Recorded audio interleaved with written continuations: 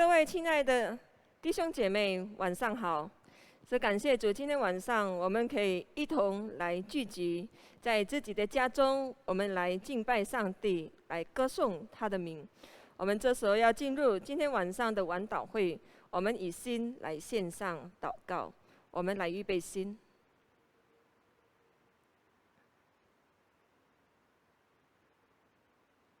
阿们。我们一起来开声，来赞美我们的神，荣耀是主圣名。穆利亚巴吉纳玛尼亚，我们来唱中文2节，第3节唱印尼文。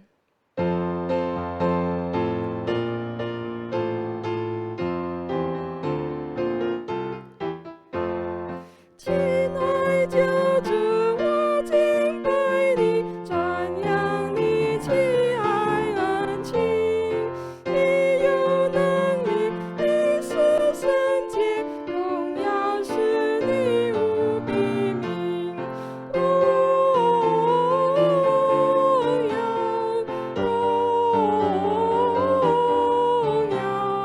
荣耀是救主生命。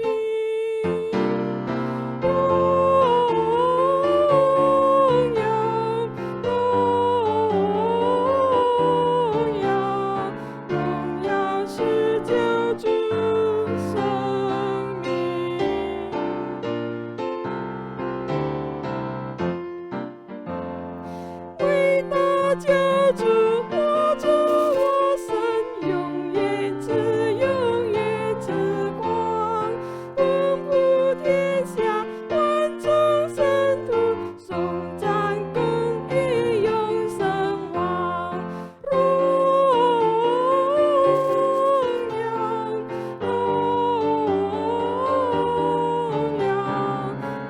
耀是救主生命。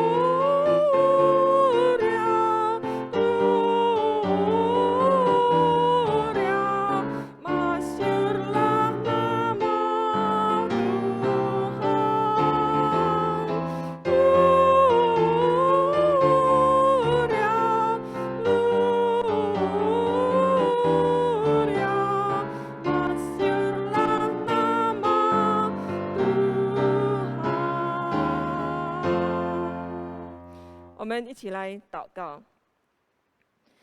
亲爱的恩主，我们感谢有你真好，在我们的生命当中，我们的每一日都来依靠你。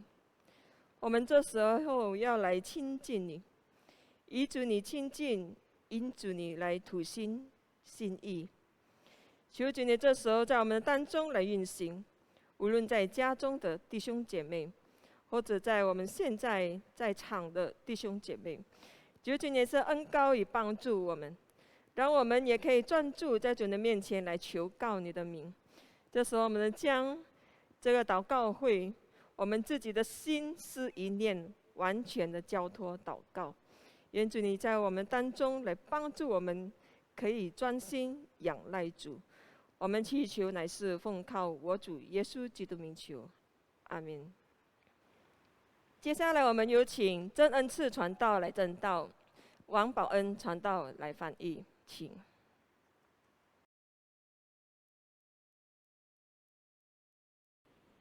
Shalom, selamat malam saudara-saudari yang terkasih dalam nama Yesus Kristus. 各位弟兄姐妹，大家晚上好。 Sungguh sukacita yang luar biasa daripada Tuhan, kita masih diberikan kesempatan untuk boleh kembali merenungkan seringan firman Tuhan hari ini. 何等感谢主，使我们在今晚有这机会来一起思考主的真理。 Dan kita boleh sama-sama bersama-sama untuk boleh memanjatkan permohonan di hadapan Tuhan. 使我们可以同心合一的一起来向上帝祈求。 Mari Bapak Ibu Saudaraku yang terkasih, kita kembali membuka perikop firman Tuhan yang terambil di dalam dalam surat Yakobus pasal 1 ayat 2 hingga ke 4. 来吧，我们一起来翻开圣经，在雅各书第1章第2到第4节。 Saya akan membacanya buat kita semua. Iman dan hikmat. Saudara-saudaraku, anggaplah sebagai suatu kebahagiaan apabila kamu jatuh ke dalam berbagai-bagai pencobaan. Sebab kamu tahu bahwa ujian terhadap imanmu itu menghasilkan ketekunan. Dan biarkanlah ketekunan itu memperoleh buah yang matang, supaya kamu menjadi sempurna dan utuh, dan tak kekurangan suatu apapun. 我的弟兄们，你们若在百般试验中，都要以为大喜乐，因为知道你们的信心经过试验，就生忍耐。但忍耐也当成功，使你们成全完备，毫无缺欠。 Sebelum kita merenungkan firman Tuhan, kita tundukkan kepala kita. 我们还未听到之前，我们来同心祷告。 Bapak, saat ini kami bersyukur di tengah-tengah situasi yang pelik seperti saat ini, kami masih diberikan kesempatan untuk boleh berkumpul bersama-sama di rumah masing-masing, menikmati sabdamu, dan berfirmanlah Engkau kepada kami berdua, hamba-Mu, dan yang menerjemahkannya, biarkanlah kami beroleh hikmat dari-Mu dan boleh menjelaskan perkataan dari sabdamu ini dengan jelas kepada semua orang yang mendengarkannya. Terima kasih Bapa, ampunkan dosa kami dan lingkupi kami dengan kuat kuasa-Mu, dengan darah-Mu yang kudus, Engkau tutup bungkus kami. Dalam nama Yesus kami berdoa dan bersyukur. Amin. 阿门。 Saudara-saudari yang terkasih, 各位亲爱的弟兄姐妹， tema yang kita angkat hari ini yaitu pencobaan membuahkan kesempurnaan. 今天我们所要一起来思考的主题就是试炼带来成全。 Perikop yang kita baca tadi 我们所读的刚才这段经文， adalah berbicara pencobaan yang membuahkan kesempurnaan. 就是当一过试炼的时候，会带来一个成全完美。 Saudara-saudari yang terkasih, 各位亲爱的弟兄姐妹， ketika kita berbicara layaknya emas batangan murni, 当我们谈到就是有一个纯的金条的时候， maka ada serangkaian proses yang dikatakan ada 7 proses untuk mendapatkan sebuah batangan emas murni. 就是当我们要获得这个纯的金条的时候，大概有7个过程， Mulai proses pengumpulan bahan baku, 就是从这个原料的收集过程， pencucian pertama, 就是第一次的洗涤过程， pencairan pertama, 就是第一次的融化过程， pencairan kedua, 第二次的融化过程， pencucian kedua, 在洗涤过程的第2次， pencucian ketiga, 然后这个洗涤的第3次， dan barulah pembentukan biji emas murni.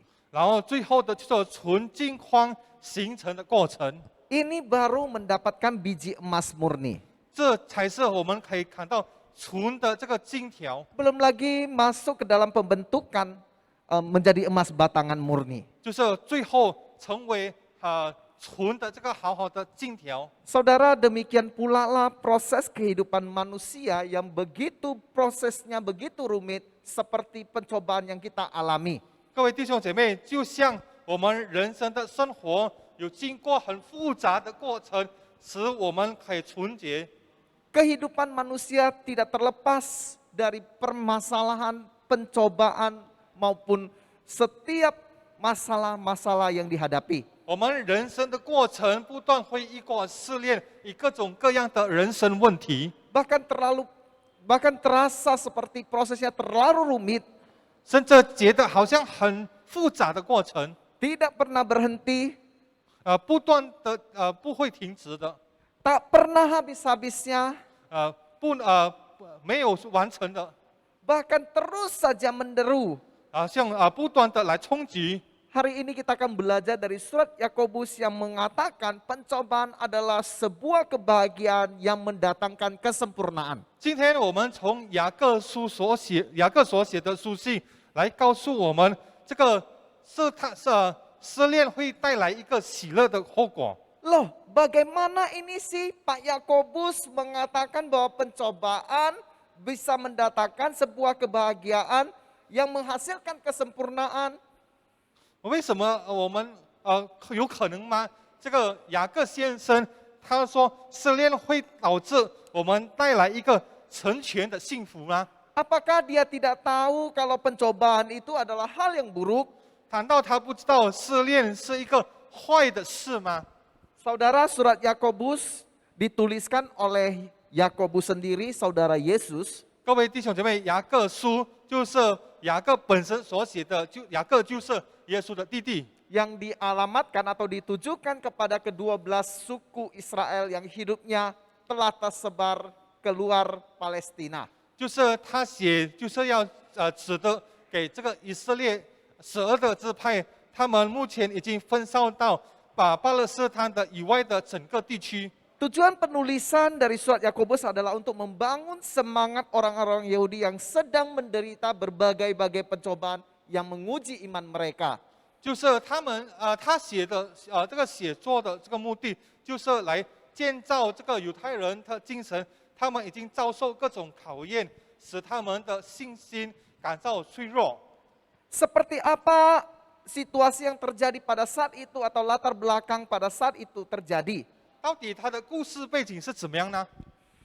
Orang Yahudi mengalami banyak pencobaan. 犹太人遇过很多的试探， Ketika mereka menjadi orang asing di negeri asing, 他们成为这个外人，这个外地的人在异国， mereka mengalami ketertekanan. 他们受地压。 Bahkan ketika mereka mengalami pembuangan di Babel, mereka juga mengalami ketertekanan. 甚至他们在巴比伦国受掳的时候，他们也受地压。 Mengapa mereka akhirnya melarikan diri keluar Israel? 为什么最后他们就离开以色列国呢？ Karena mereka tidak lagi tahan akan tekanan demi tekanan. 因为他们受不了各种各样的这个地压。 Terlebih lagi bait suci yang selama ini menjadi kebanggaan, simbol kebanggaan orang Israel telah dihancurkan oleh bangsa Romawi. 特别当时的这个圣殿，成为他们骄傲的象征，已经被这个外国人已经打破了。 Saudara-saudariku yang terkasih, 各位弟兄姐妹， tantangan mereka ketika menjadi orang asing atau pendatang, mereka menjadi orang pendatang, membuat mereka mendapat tekanan demi tekanan. 当他们成为新来的人，使他们遇过各种各样的地压。 Belum lagi ketika mereka tidak dapat menyesuaikan diri dengan lingkungan. 特别他们无法适应当地的环境， Mereka akan mengalami begitu banyak permasalahan. 他们会遇到各种各样的问题。 Kondisi ini membuat mereka stres, depresi, bahkan juga tidak harus tahu berbuat apa lagi.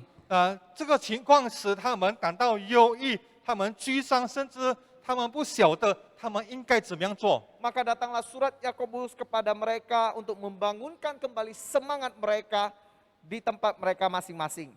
然后来了这个雅各书信来建立，来提醒他们的精神。 Saudaraku yang terkasih, 各位亲爱的弟兄姐妹， ketika orang Israel, orang-orang Yahudi hidup di negeri asing, 当犹太人民他们住在外地的时候， mereka di dalam keadaan dilema. 他们在这个不断挣扎的情况， Bukankah keadaan dilema yang dialami mereka 是否他们所遇到的这个难境呢， membuat mereka juga kehilangan gairah dan semangat 使他们失去了这个活力， layaknya kehidupan anak-anak Tuhan saat ini. 就像现在的上帝的儿女一样。 Dengan kondisi saat ini yang membuat kita kurang gairah, kurang semangat.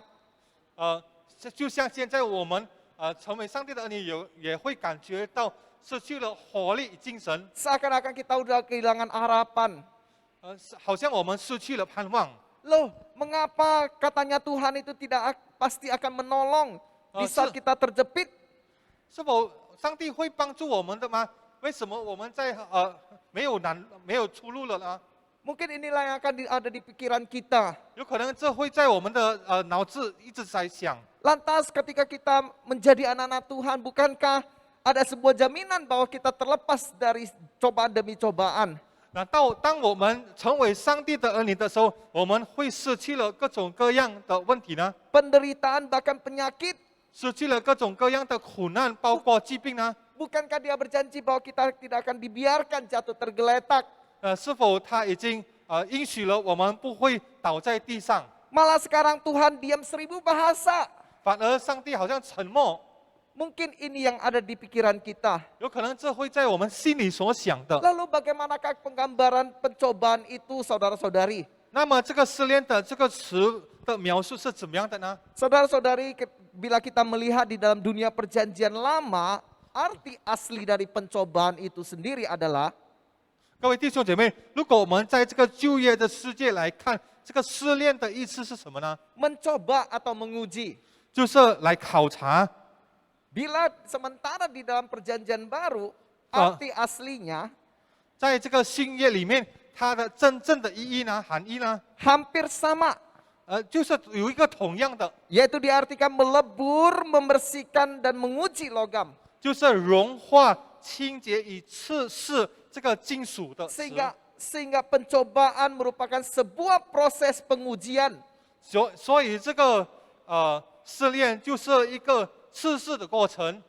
Seorang penulis pendeta Beckman Sirait berkata, 一个作者也是一个牧师，叫做比曼牧师。 pencobaan memiliki dua makna, 这个试炼有2种的含义， positif dan negatif. 就是从正面的方面或是负面的方面。 Dikatakan positif ketika memberikan dampak yang menyenangkan, 就是正面的时候，当会带来这个好处的影响， yaitu membuat iman kita semakin dekat dengan Tuhan. 就是使我们的信心更接近神。 Dan makna negatifnya yaitu menghancurkan diri kita, 相反的负面就是破坏、摧毁了我们的生命， yaitu memisahkan kita dari Tuhan.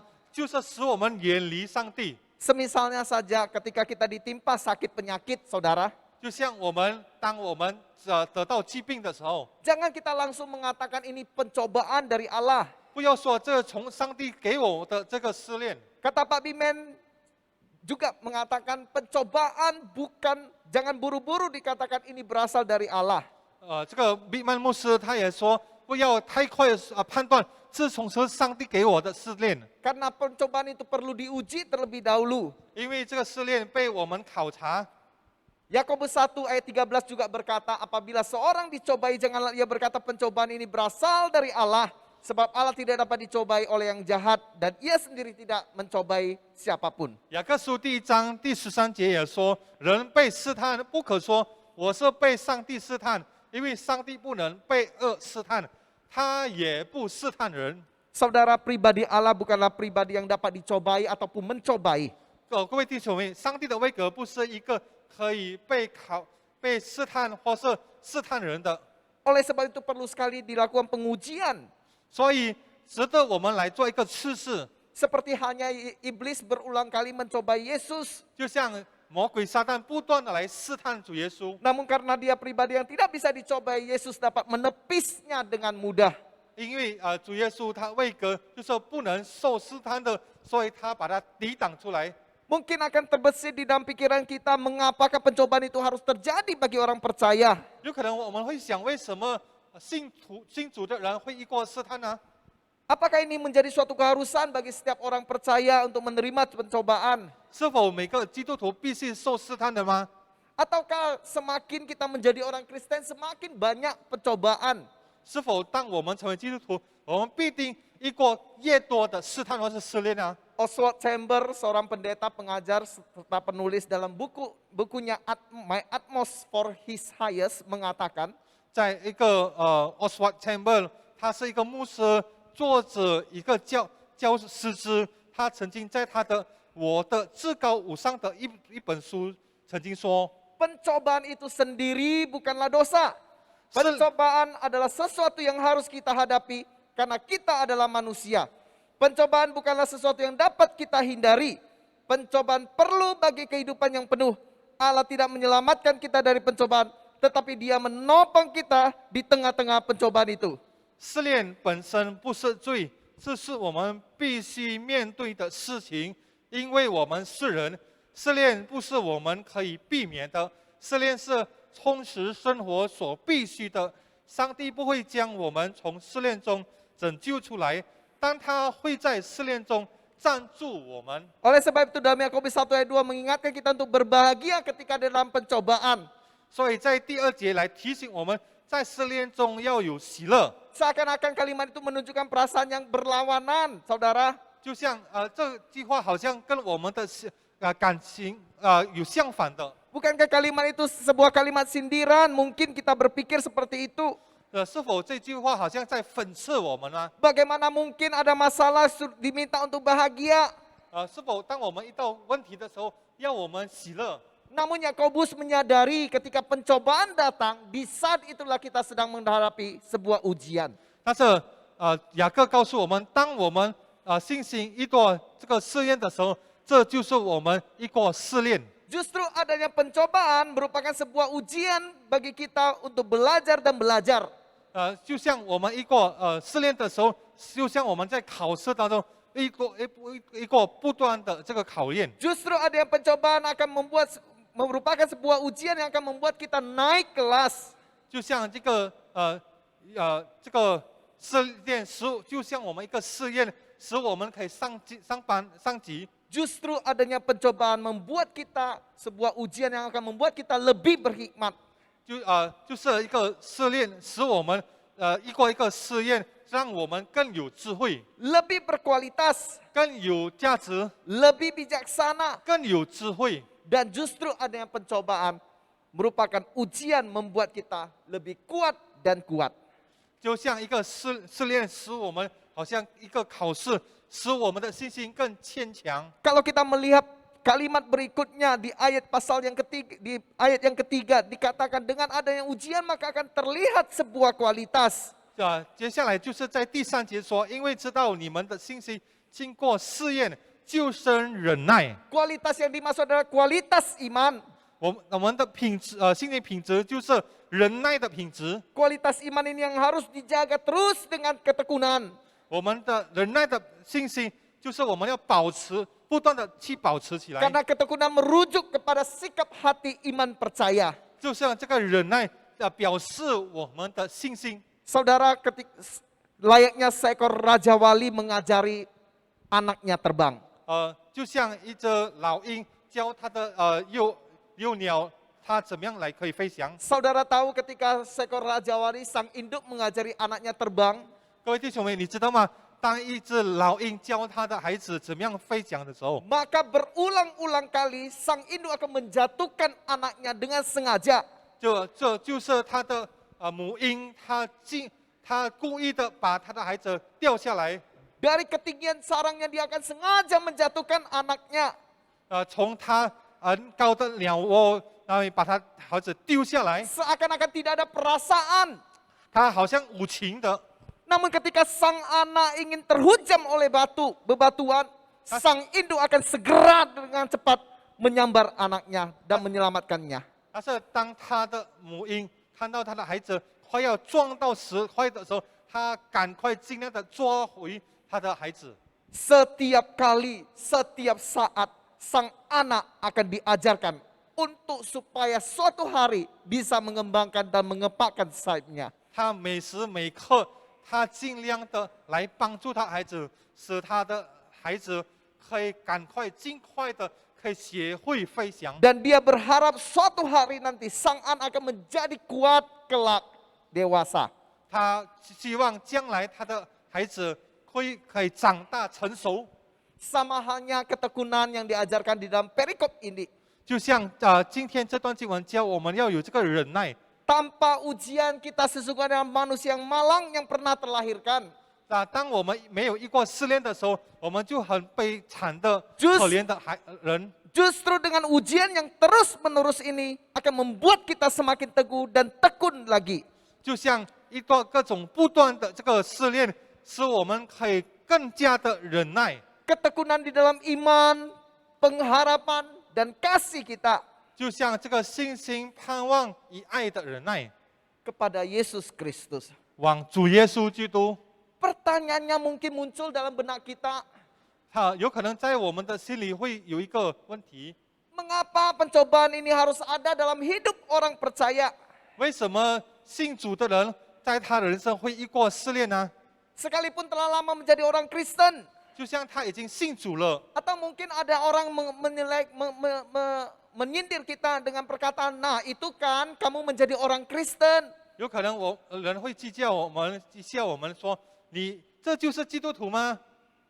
Saudara-saudari yang terkasih, 各位亲爱的弟兄姐妹， kita bisa menyimpulkan ada beberapa alasan mengapa orang Kristen mengalami begitu banyak pencobaan dalam hidupnya. 我们可以结论起来，为什么成为基督徒还是遇过更多的试炼呢？ Alasan pertama, 第一个原因呢， orang Kristen mengapa begitu banyak mengalami pencobaan adalah agar supaya mereka tahu hidup ini berasal dari Allah sepenuhnya. 第一个为什么基督徒要遇过更多的试炼，使他们知道他们的生命的源头就是从上帝而来。 Allah lah sang pemilik hidup, dialah pribadi yang mengendalikan kehidupan kita. 他就是我们的生命的主宰，他掌握一切，我们的一切。 Karena dialah yang memberikan nafas hidup bagi setiap orang percaya. 他就是使给每个信主的这个生命呼吸。 Kisah Rasul 17 ayat 25 berkata, saudara, 使徒行传17章25节说， dan juga tidak dilayani oleh tangan manusia seolah-olah ia kekurangan apa-apa, karena dialah yang memberikan hidup dan nafas dan segala sesuatu kepada semua orang. 也不用人手服侍，好像缺少什么，自己倒将生命气息万物赐给万人， Sehingga kita menyadari bahwa hidup kita hanyalah untuk Tuhan semata. 使我们知道我们的生命是属他的， Karena dialah sang pemilik hidup ini. 是因为他是我们的生命的主宰。 Alasan kedua, 第二的原因， orang percaya mengapa diredung oleh permasalahan, 为什么信主还是遇过各种各样的问题呢？ yaitu agar supaya kita percaya akan kedaulatan Allah. 就是使我们完全的相信是上帝是我们的主权， Percaya akan kuasa dan penyertaan Allah. 相信上帝的带领与同在， Tunduk kepada kuasa Allah. 顺服上帝的力量， Tidak pernah meragukan kuasa Allah. 永远不会怀疑上帝的力量， Yakin kuasa Allah akan memberikan pemulihan dalam hidup kita. 相信上帝会赐力量，能使我们可以恢复起来， Percaya kuat tangannya. 就是完全投靠他， Setiap saat mau mengandalkan dia. 每时每刻要依靠他。 Saudara dalam Yeremia 32 ayat 17 pernah berkata, 各位弟兄姐妹，在耶利米书32章17节曾经说。 Ah Tuhan Allah, sesungguhnya Engkaulah yang telah menjadikan langit dan bumi dengan kekuatanmu yang besar dan lenganmu yang terentang. Tiada satu pun apapun yang mustahil untukmu.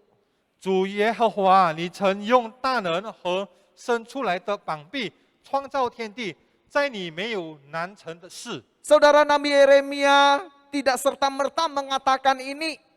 各位弟兄姐妹，这个耶利米先知不是随时说的， Dia tahu siapa pribadi Allah. 他知道上帝的位格， Dia mengerti siapa Tuhan sesungguhnya. 他真正了解谁是真正的神。 Karena yang bagi Nabi Yeremia pribadi Allah adalah sesosok atau pribadi yang penuh dengan kuat kuasa. 因为耶利米先知他知道上帝是充满力量的， Begitu pula halnya dengan kehidupan kita yang harus selalu mengandalkan kekuatan Allah. 就像我们的人生要不断随时来依靠上帝的能力。 Ketika ada masalah kita tahu Tuhan sanggup memberikan pemulihan. 我们知道，当遇过问题的时候，上帝会回复我们。 Saudara, alasan yang ketiga mengapa orang percaya diredung oleh pencobaan. 各位弟兄姐妹，第三的原因，为什么信徒还会遇过很多的问题呢？ Yaitu agar supaya iman orang percaya dapat dimurnikan. 就是使信徒的信心得以净化。 Inilah yang Tuhan inginkan atau harapkan supaya setiap umatnya dapat mencapai. 这就是上帝所盼望的，使每一位他的子民可以达到的， Yaitu kemurnian iman. 就是我们的信心的纯洁。 Kemurnian iman itu berbicara kesempurnaan iman. 这信心的纯洁讲到我们的信心的完成， Kesempurnaan pengharapan kepada Yesus Kristus. 我们成全的来盼望向基督。 Kesempurnaan yang dikatakan dalam surat Yakobus ini adalah kesempurnaan terhadap Tuhan, keyakinan terhadap Tuhan. 这个雅各书所讲的成全，就是我们向神的信心 yakin akan janji Allah dalam hidup orang percaya bahwa Dia akan menyertai. 我们相信，完全的相信上帝会与我们同在。 Hal inilah yang ditunjukkan oleh Rasul Paulus, bukan 这就是保罗所说的呢。 bukankah dia ketika ingin diubahkan menjadi seorang hamba Tuhan, hamba Allah, dia menjadi pribadi yang luar biasa yang dipakai Tuhan. 是否当他被上帝所塑造起来，他成为非常了不起的上帝的仆人？ Kesempurnaan yang dia tunjukkan kepada Tuhan melalui iman percayanya. 他所显出来的这个成全，借着他向上帝的信心， Kesempurnaan ini juga pernah ditunjukkan oleh Tuhan kepada Bapaknya. 这就是这个成全也是主耶稣向他的父所表现出来的。 Tatkala dia taat kepada perintah Bapa untuk menyerahkan nyawanya bagi kita di atas kayu salib. 当他完全的交托他的生命，在这个十字架上交托给他的天父， Inilah kesempurnaan yang ingin Tuhan harapkan dari setiap orang percaya. 这就是上帝所渴望的下带我们每个信主的人。 Sekalipun di dalam situasi pelik saat ini, kita percaya akan kasih pemeliharaan dan penyertaan Tuhan. 虽然在这个很困难的时代，我们完全的交托相信上帝的带领。 Saudara, kesempurnaan iman yaitu yakin ada tangan Tuhan yang selalu menjaga. 各位弟兄姊妹，信心的成全就是完全相信上帝的膀臂会与我们同在。 Kesempurnaan iman yaitu yakin ada Tuhan yang selalu menopang kita. 信心的成全就是相信上帝会与我们同在。 Kesempurnaan iman yakin ada tangan Tuhan yang menuntun kita. 我们信心的成全就是上帝相信的膀臂会指引我们。 Kesempurnaan iman adalah yakin ada tangan Tuhan yang memegang kita. 我们这个信心的成全就是相信主的手会牵制我们。 Kesempurnaan iman yaitu yakin ada tangan Tuhan yang selalu menggandeng kita.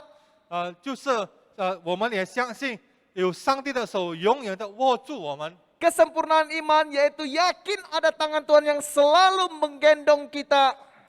这个信心的成全也是相信主会抱着我们， Mendekap kita, 拥抱着我们， bahkan menatang kita. 然后站住我们。 Saudara-saudari 各 yang 位亲爱的弟 terkasih, 兄们， bila saat ini kita bertanya di dalam hati kita, 假如在我们的心里有一个疑问， bersediakah kita mengalami pencobaan saat ini? 是否你愿意目前一过试炼吗？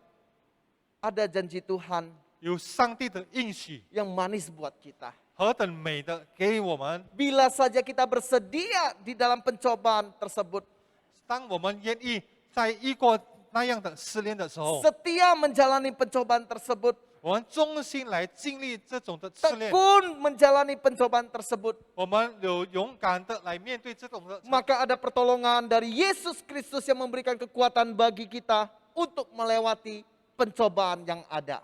那就是有主耶稣的帮助来带领我们度过这种的试炼。 Pertanyaan yang terakhir buat kita semua saudara, 最后的问题是给我们每个弟兄姐妹， maukah kita bersedia untuk mengalami pencobaan demi pencobaan? 是否我们愿意一过各种各样的试炼吗？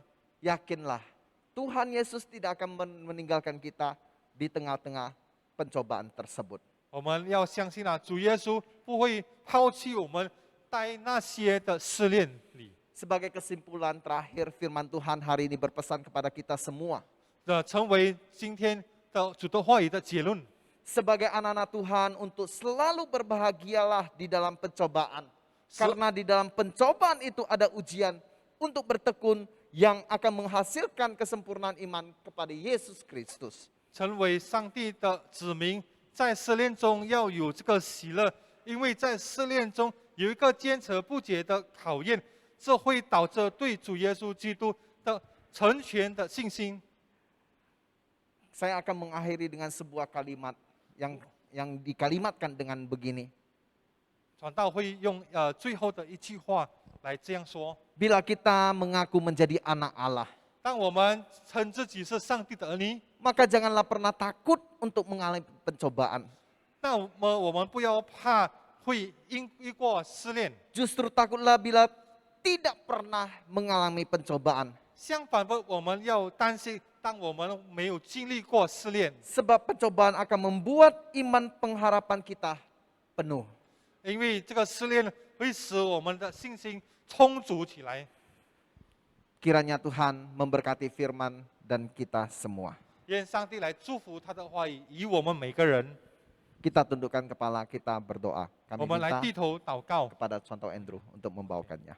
爱我们的天父上帝，不断的与我们同在的主，我们今天感谢你，借着你的话语来帮助我们，在我们的人生当中，当我们活在这个世界，我们从起来的时候，我们就遇过各种各样我们的选择，甚至我们人生有时因肉体的软弱，这种选择导致有这个恶子的试炼与试探。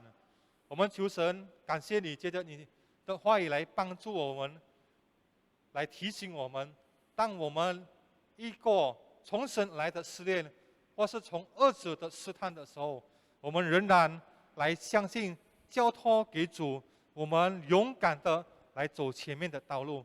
我们求神也帮助我们，在每个弟兄姐妹在生活上的困难的时候，在经济的问题当中，在这个新冠病毒瘟疫的期间，或是在每个弟兄姐妹在软弱病痛，或是在年老的情况，主你是仍然来安慰我们，你亲自来除去我们一切人生的软弱，使我们在主里你加倍了信心，我们有这个勇气来走前面与主的道路。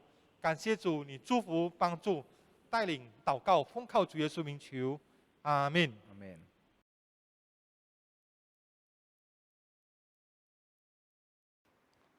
感谢神，借着他的话语，我们来得着生命。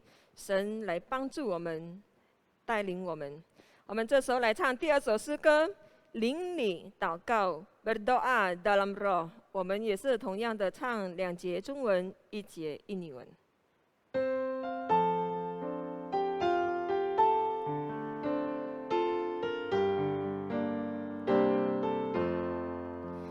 用主话造就自己，在灵里学祷告，同心合意向主求，天上福必成，让主话在我腹中流出来，做主祷告。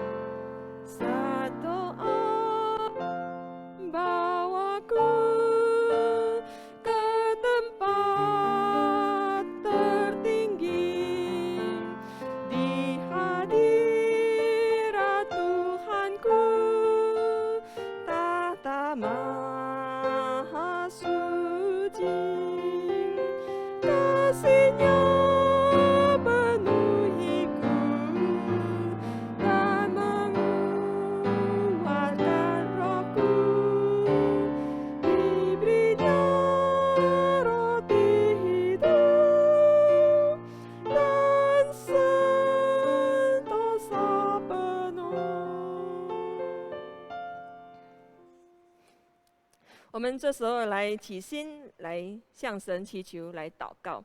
我们起先来感恩。感恩祷告事项有3点。第一就是感谢上帝一直以来的看顾与同在。第二，感谢上帝因他的怜悯，我们仍然有机会来敬拜侍奉他。第三，感谢上帝在我们的工作与生活中看顾与保守。我们一起来感谢。亲爱的恩主，我们感谢你，因为你是我们的主，你是我们一切的山寨，让我们的生命都可以在乎你。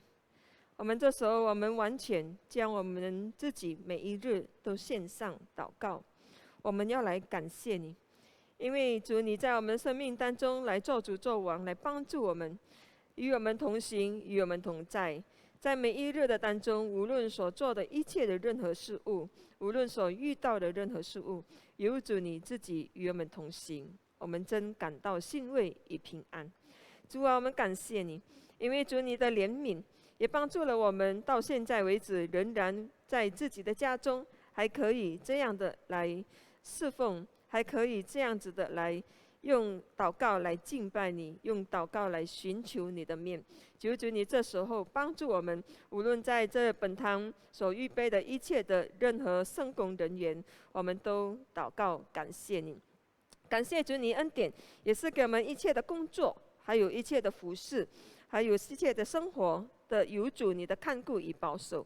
愿主你自己的灵与我们同行，来帮助我们每一个弟兄姐妹，在当中能来齐心齐力，向主你的献上感谢的祷告祈求，奉主耶稣基督名求，阿们。我们接下来我们要为印尼国家所挣扎的事情来祷告。这第一点是为中央和各地区的政府在应对这个新冠病毒肺炎这变种的问题，还有这爆发的政策，我们求神来帮助我们的政府可以有一个好的政策。第二点是为德拉万医生，就是前卫生部长这所发明的努山达拉疫苗被公认在印尼各地方可以使用来祷告。第三，我们为的是医院和急救室的医疗设施、个人的隔离病房、药物、卫生素、卫生工人员，还有这个氧气瓶的需求来祷告。我们为这个3个点，我们一起同心来祷告。主啊，主啊，我们这时候为着我们这中央政府，我们来祷告。无论是在这个我们周公义总统，还有跟他的一切的部下，我们都完全交托在主你的手中。主你是给他们有一个聪明与智慧，有能力，来让他们也可以都有一个好的统治的方面，也帮助这样子在这个现在的疫情里面，是对每一个各地区的这个政府人员一切的这个安排，一切的这个合作性，对吧？就是求主你是调高，就是帮助每一个的这个政府人员都可以同心协力的来帮助人民有更好的这个医药的发展。主啊，在这个病情变卦，还有变种，还有这个散播的这个厉害性，我们都交托你祷告，求主你恩待怜悯这百姓，帮助这地球。是当我们觉得无助的时候，我们要来仰望你，求主你拯救我们这个国家，也帮助德拉万医生，我们这前卫生部长他所精心研究出来的这个药物。这让这个药物也可以有一个很好的设施，有一个很好的准备，也帮助每一个他们的政府官员们一个真的好的协调性，让这个所引发出来的这个药物可以帮助每一个的人民可以对症下药，一切的公认性也可以被公认。主啊，你就来带领，让每一个政府官员们，特别是在这个医疗方面，可以同心协力的来追求上进。我们这时候也为着我们医院还有急救室医疗设施，我们都仰望交托你祷告。求主也带领是每一个，无论是在这个个人隔离病房，还有是无论在药物的方面、卫生素，或者在这个卫生工作的人员，还有氧气瓶，一切的需求，我们都交托你祷告。在每一个的这个药物，还有这个营养食品，我们都也继续交托你祷告，究竟让这些的这个事物都能顺顺利利的备齐好，让每一个的病患者也可以真的得到好的医治，让医疗设施这个医师们完全都可以尽心尽意的来帮助每一个的病患。主啊，你就在我们国家当中来施行主你的拯救与救恩。我们这样子的祈求、交托、祷告，奉主耶稣基督名求，阿们。我们也要为我们印尼国家的教育来祷告。这第一点是印尼这个教育部长和教师们可以调整教育政策，来对应这个线上教学。我们为他们这个来祷告。第二，这必须在家里学习的学生们，还有大学生来祷告。我们也为他们这独立而且有创意的学习精神和纪律也来祷告。这并且对一些不足的学生们，可以有更好的这个措施应对这个线上教学的这个的方案。第三，我们也要为政府下达的教育预算准确性而且无措施，我们来祷告。我们为这个3个点，我们一起来祷告。主啊，我们这时候我们又回到主的面前，我们要为着我们的教育部长，我们都仰望交托你祷告，求也帮助我们的教育部长，让他也可以有聪明与智慧，也帮助他的一切的工作人员，也可以有一个很好的统结的心，也带领他们如何的来商讨，是对这个教育界特别是在印尼的教育界，仍然有一个很好的流通性，也让无论在教师们、在校长们，或者在每一个的学生们、家长们，主啊，都有一个共同性、合作性，帮助他们带领，让每一个的学生们透过这样子的一个的线上教育，都可以有一个很好的这个吸收能力，让每一个学生们跟老师们都可以真的在当中，可以好好的静心的来学习，如何的来引用这样子的一个措施，来帮助每一个的学生，来带领这个学生能来进入更好的这个教育方面。虽然有很多的限制，但是这个限制不能来影响我们，帮助我们的心可以心界可以打开起来，有更大的这个能力、吸收能力，帮助每一个的家长能来引导，有一个耐心，帮助每一个的孩子们能来好好的线上这个网络教学的学习。主啊，这时候我们也是为着他们的一切的纪律的能力，一切他们的精神的能力，我们都仰望交托你祷告。也在每一个各地区，学生们很有限的，不能这个网络实行教育的，主啊，你就来带领他们有更好的这个方案，来如何帮助自己来学习。求主你是带领有这个教育预算的，这个已经下达下来的，所以让各个的预算都能使用的妥当，这帮助政府官员无论在每一个的这个地区学校，有一个很好的使用能力，让他们也可以好好的把这个的预算的这个经费，都可以好好的用在一个正途上面，对这个教育界有帮助的。主啊，求主你是悦纳，也带领，也保守我们都有一个清洁的心，保守他们都可以在一切的工作上都可以保持冷静与清洁，在主的面前可以把自己的事情而交代的清楚。主啊，是的，我们这样子的将我们每一个的这个老师、同工、校长们，还有教育界部长，我们完全交托祷告，祈求奉主耶稣基督名求，阿门。我们这时候也要为我们的本堂会友，是无论在本堂或者特别是我们自己的家人是他们所挣扎的事情来祷告。第一，是要为正在经历而且各种方面的生活的困难的会友来祷告，是特别在这感染疫情的这个病毒的还有正在自我隔离的，还有这身体上软弱的或者有其他的疾病的弟兄姐妹，也有这失痛的痛失亲人的这个弟兄姐妹，我们为他们来祷告。然后第二点，我们为这个经济营业或事业中有困难的会友来祷告。第三，是为着因生活在和家庭问题而承受压力的会友来祷告。我们为这个3个点，我们一起来祷告。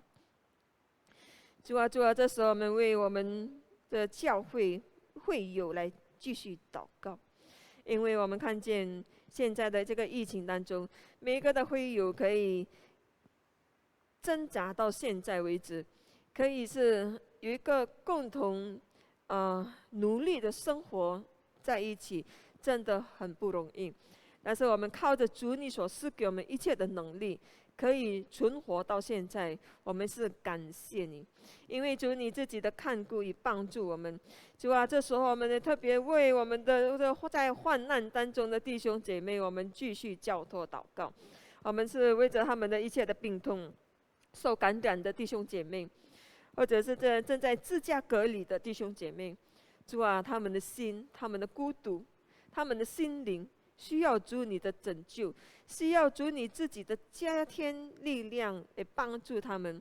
愿主你是这时候来与他们同行，来包裹他们，用主你的爱来使给他们有心中的一切的温暖，而且让他们可以无论在这个病情的波浪当中，仍然有主你的心的安宁，也帮助他们可以真的能来吐心吐意的、倾心吐意的在主的面前好好的来仰望你，仰望主你的爱，仰望主你的恩典，仰望主你的医治，以来依靠你。主啊，是的，因为除你以外别无拯救。这也保守我们心怀一念，在失去亲人的弟兄姐妹，我们也要为他们的丧失，为他们的心，我们也祷告你。他们正在悲痛当中的时候，很需要主你的看顾与保守。在软弱当中，无论在病痛当中的弟兄姐妹，更是要仰望你。求主你眷顾与带领他们，牵着他们的手，引领帮助他们。在这患难的日子当中，仍然以这个心情的心来感谢你，来是歌颂主的名，来唱哈利路亚，赞美你。当我们这样子唱下去的时候，这样子的以信心来是仰望你的时候，相信一切的病痛都看为无有，一切的病痛都在主你的掌握之中。主你是亲自来与他们同行的上帝，这时候来听我们的祷告的心声呼求的上帝。主啊，我们这时候我们要为我们的这个家庭有问题的，还有这经济方面营业的工作的这个软弱的，主啊，你就来是帮助他们，来帮助我们每一个的会友，在他们的工作的一切的挣扎，他们需要你来支撑他们一切的经济。求主你带领他们，无论是一天3个保暖的这个的日子，主啊，你就来供应他们，让他们一切的需求都可以得到主你自己的保主。主啊，是的，我们为着这正在家庭问题，而且在生活方面有这个压力的问题的会友，我们也继续交托你祷告。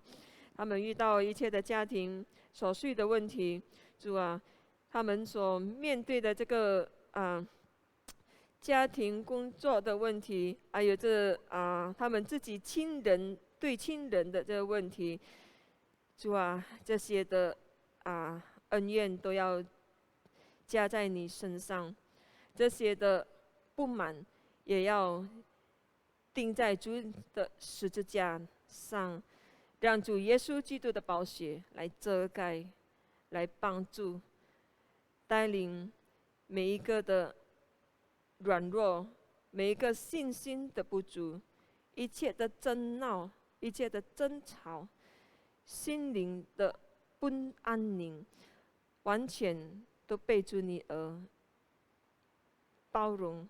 主啊，你就在他们的当中来运行，在他们的家庭里面来居首位，带领他们可以把自己的家可以当做一个基督就是他们的一家之主的家。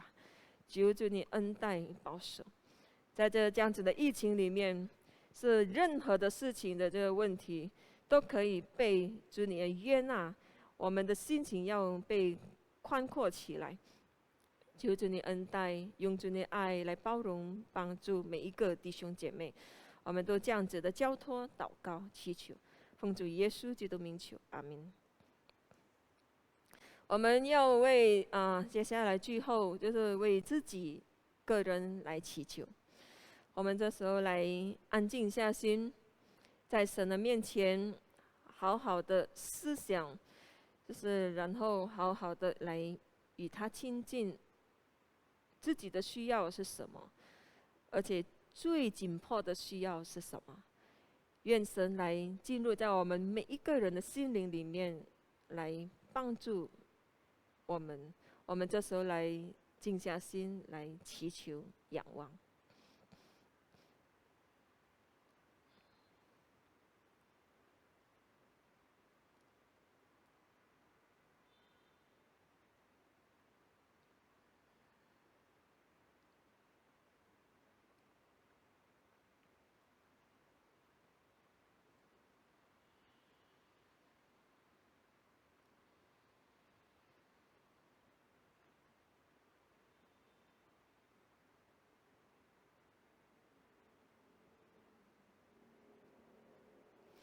亲爱的恩主，我们有你真好，有你在我们的生命当中，因为您是我们的一切的避难所。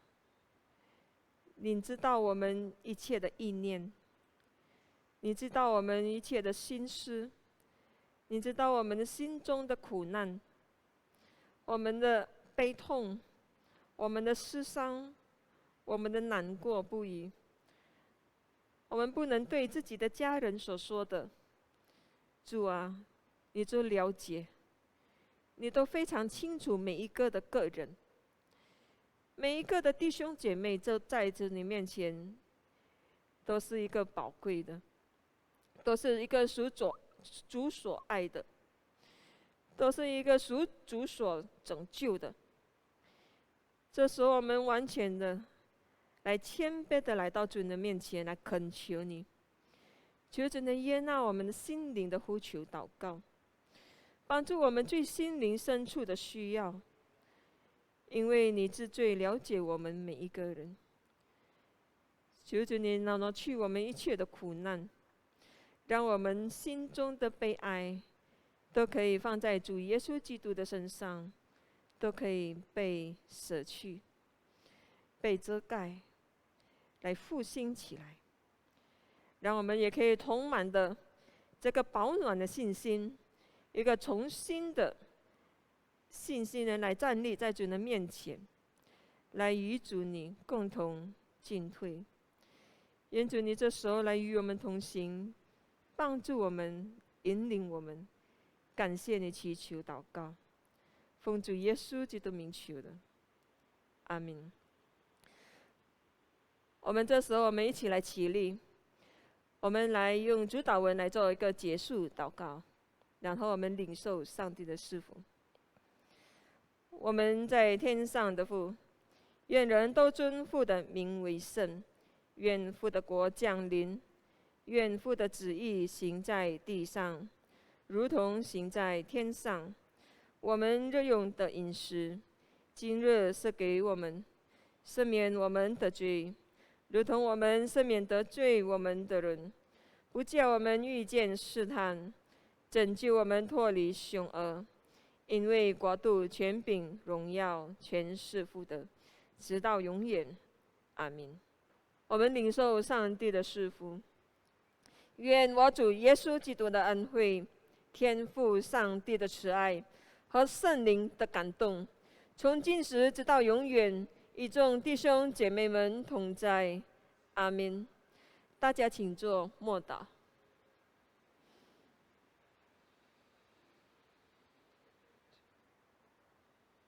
阿们。